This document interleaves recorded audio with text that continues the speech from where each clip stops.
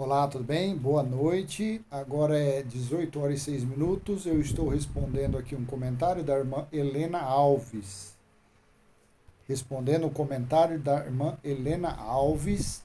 Boa tarde, irmão Cláudio. Se possível, gostaria que você falasse sobre 1 João, capítulo 3, versículo 14 e 15. Desde já, obrigado. É interessante esses dois versículos, porque lendo no eu li duas versões, NA e na século XXI, mas aí eu fui no Códice Sinaítico observar e algo bem sensível chama a atenção disso daí, tá? Mas é um versículo bem fácil da gente entender. Vamos lá? Aqui. Está aberto aqui no meu aplicativo que eu uso aqui, é o My Bible. Na século XXI, esses dois versículos estão exatamente assim. No 1 João 3, 14 e 15, nós sabemos que já passamos da morte para a vida, porque amamos os irmãos. Quem não ama permanece na morte. Veja, é um vivo morto. 15. Todo o que odeia seu irmão é homicida. E sabeis que nenhum homicida tem a vida eterna permanecendo em si. Vamos ver aqui na NA. Deixa eu colocar aqui. A NA, aqui, ó. Nós sabemos que já passamos da morte para a vida. Por quê? Morte para a vida. Esse, João, é aquele que andou com Jesus, é o apóstolo do amor. E Jesus não falou em seus dias?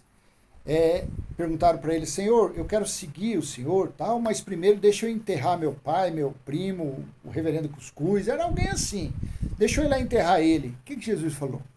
Deixe que os mortos enterrem os mortos. Mas esses mortos em sentido de quê? Na natureza adâmica. Adâmica. Porque o Espírito Consolador, o Espírito Vivificante, foi derramado para se cumprir Ezequiel 37, o Vale dos Ossos Secos, foi derramado nos últimos dias. Assim, Deus disse lá em Joel 2, assim Pedro também disse em Atos 2, nos últimos dias derramarei do meu Espírito. Jesus, o Cristo, veio trazer o Espírito Vivificante. Então, até então, antes de Jesus vir, era corpo, alma e espírito. Porém, o espírito vivificante ainda não tinha vindo. Por isso que eu fiz um vídeo agora e deu. Adão tinha espírito? Do meu ponto de vista, claro que tinha. Porque se Adão não tivesse espírito, fosse somente uma alma vivente, porque o que dá vida ao corpo carnal é a alma que dá vida. É os sentimentos, o amor, o desejo, a fome, o frio, a sede, a alma.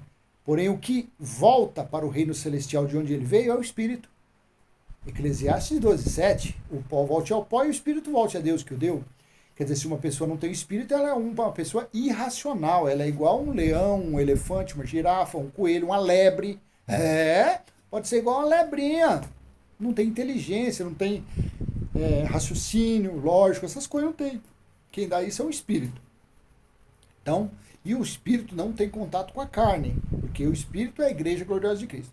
Então, quem veio trazer o espírito vivificante para dar vida? Foi o Consolador. Então, aqui João estava falando o quê? Nós sabemos que passamos da morte para a vida, para se cumprir aquilo que Jesus falou. Deixe que os mortos enterrem os mortos. Então, quem deu vida para João, Pedro, Tiago, foi o Consolador, o espírito vivificante. Então ele falou que passou da morte para a vida e ele começou a amar o próximo. Pedro, toda aquela ignorância, brutalidade, toda. Eu olho no espelho, às vezes eu me vejo Pedro. Tem hora que eu dou uma. Solto fogo pela venta. Será que eu sou o dragão do Apocalipse? Então, era isso daqui. Porque amamos os irmãos. Então eles começaram a ter amor. Porque o que coloca amor na gente, no entendimento, é o quê? É Deus. É o Espírito Santo, é o Consolador. Por isso que lá em Apocalipse 21, 2 e 3, o tabernáculo espiritual e Deus mesmo está em nosso espírito. Ele que coloca esses sentimentos de amor, de compaixão, de misericórdia, de piedade, ele coloca, tá bom? Então aqui, porque amamos os nossos irmãos. Ele estava falando então que ele passou da morte para a vida, e sendo assim, com o espírito vivificante, ele amava o seu próximo, porque amamos os irmãos. Quem não ama, quem não ama, permanece na morte. Então, quem não aceitasse a doutrina, os ensinamentos dele para eles terem o conhecimento avivado em seu raciocínio, em sua mente, para avivar o seu espírito, para ter o amor ao próximo, permaneciam na morte. Eram mortos vivos ou vivos mortos. Achavam, brigavam, faziam e acontecia, mas eram mortos. No espírito, no entendimento. Eram carnais. Esses que ficam por aí pedindo dízimo, falando que é dinheiro, mandando tomar banho em piscina, rejeitando o espírito da cruz, tudo isso daí é carne, viu? É essa mesma situação aqui. Não esqueça você não adianta você vir fazer diferença não. Ó o 15, todo aquele que odeia o seu irmão é assassino. E vocês sabem que todo assassino não tem a vida eterna permanente em si. Claro que não. Ó, prostituta, assassino, pastor que pega a Bíblia para mentir, para roubar, para tomar dinheiro das pessoas, está fazendo Malaquias capítulo 3, versículo 5. Está explorando o salário dos trabalhadores. Não tem diferença. Só é a ferramenta que usa. A prostituta usa uma ferramenta. O ladrão de banco usa uma ferramenta. Um líder religioso, um Satanás, porque Satanás são os opositores. Os líderes religiosos nos dias de Jesus eram Satanás. E hoje em dia os Satanás são os pregadores, que pegam a Bíblia para mentir para as pessoas. Que diferença tem esse para um assassino? Ambos estão praticando a obra da carne, a natureza carnal. Ambos estão mortos no entendimento. A prostituta, o assaltante, o pastor que pega a Bíblia para mentir, para enganar. O entendimento espiritual está morto. Será que eu estou sendo... Tá fácil o entendimento? Tá fácil? Esse entendimento é um entendimento minucioso. Todo aquele que odeia o seu irmão é assassino, e vocês sabem que todo assassino não tem a vida eterna permanente de si. Agora eu quero ler isso aqui no Códice Sinaítico. Pera aí. Deixa eu puxar aqui. Separei ele aqui. Cadê aqui? Aqui. Tá o códice aqui. Tá? Eu não vou abrir todo porque é para ficar na tela aqui direitinho. Aqui, ó. Está aqui, ó. 1 João, quer ver se eu puxar aqui do lado? Ó, aqui, você vai ver que é o Códice Sinaítico. Eu vou diminuir ele. Ó, o códice aqui, tá? Aqui, ó. Por isso que eu gosto. Meu negócio é aqui, ó. Aqui, ó. 1 João, capítulo 3, versículo 14. Você tá vendo aí, não tá? Então vamos lá agora diminuir aqui, puxar aqui. Ó. Aqui, ó. Aumentar aqui. Depois que eu comecei a mexer com esse aplicativo aqui, olha, para responder comentário é uma maravilha isso daqui, viu? Aqui, ó. 1 João 14, 15 que você pediu, certo? Então tá aqui, ó. 1 João 3, 14, 15. Sabemos que já passamos da morte para a vida. Morte adâmica para o espírito vivificante, porque amamos os irmãos. Quem ama não permanece na morte. Então ele estava falando por eles terem o espírito vivificante, porque neles eles estavam vivendo os últimos dias, e nos últimos dias havia sido derramado. Deus falou lá em Joel e falou em Atos. Deus falou em Atos 2, Pedro falou que Deus falou que nos últimos dias derramaria do espírito dele sobre as pessoas, porque as pessoas têm um espírito que são os filhos de Deus, e Deus derramaria o espírito dele. Então aqueles nos dias dele que estavam reconhecendo o evangelho pregado tanto por Jesus de Nazaré, que foi para os judeus, como o evangelho da sã doutrina pregada por Paulo, tinham passado da morte adâmica para o espírito vivificante. Captou? Olha aqui. No códice fica bem claro esse versículo 14. Ó. Sabemos que já passamos da morte para a vida, porque amamos os irmãos. Quem ama não permanece na morte. Olha que coisa interessante. Você pode ver que isso aqui é para a vida humana de uma pessoa. Não é algo que a pessoa que... Isso aqui confunde. Quer dizer que a pessoa ela tá lá no caixão, tá lá 7 palmos debaixo da terra. Tá lá no Sheol, na sepultura, no inferno, porque inferno é tudo isso. Aí quer dizer que lá dentro, aí na consciência dele lá, vai falar algum micróbiozinho, vai falar lá, o amor chegou, aí ele vai viver de novo. Não, isso daqui é uma fácil, é o entendimento racional. Que nem, vamos colocar esses religiosos que ficam todo primeiro domingo pisando no sangue que verteu da cruz. Por que pisam? Porque eles voltam lá para trás, voltam antes da cruz para praticar a tal da Santa Ceia, que não existe na Bíblia. Não, mas a gente come o pão e o suco para representar Lucas capítulo 22, do versículo 14 em diante. Mas aquilo ali era Jesus e os 12 discípulos. E Jesus falou, no versículo 22, ele falou assim que aquele sangue era o sangue da nova aliança, do Novo Testamento que ele derramaria. Então quer dizer que quando uma pessoa volta para praticar obras diante da cruz, ela está fazendo aquilo, ela está pisando no sangue do Novo Testamento. Ela está profanando, indo lá para trás. Uma pessoa dessa está morta no entendimento. Um líder religioso que pega a Bíblia e vai para Malaquias 3:10. Presta atenção. Quer que eu espere você pegar o bolinho de queijo e o golinho de café ou posso falar? Pode falar? Uma pessoa, um líder, seja ele de qualquer coisa, seja ele padre, frade, coroinha, freira, missionária, reverendo cuscuz, pode ser o que for. Pode ser o que for. Ele pega a Bíblia. Aí ele vai para Malaquias 3:10. Trazei todos os dízimos à casa do tesouro. Ele está incorrendo em várias trevas, em vários erros. Aí ele aplica, aponta o dedo e fala, ó, quem não der dízimo vai ser amaldiçoado, porque aqui está falando que vai ser amaldiçoado. O que esse cara está falando? O que esse cara está fazendo? Ele está mentindo, roubando, praticando o estelionato. Por que ele está fazendo isso? Porque se você for lá em Malaquias capítulo 1, versículo 1, diz que aquela repreensão era para o povo de Israel. Aí, você não está contente com esse versículo? Vai para o capítulo 2 e versículo 1 de Malaquias. Esta repreensão, exortação, chamada de atenção, esse feedback é para os sacerdotes que estavam oferecendo animais defeituosos no templo que havia em Jerusalém. Então, esse que pega Malaquias 3:10 para tomar dinheiro das pessoas, o que ele está fazendo? Que diferença esse cara tem para um assassino, para uma prostituta? Ele não está mentindo, ele não está praticando estelionato? Então esse camarada ele está morto.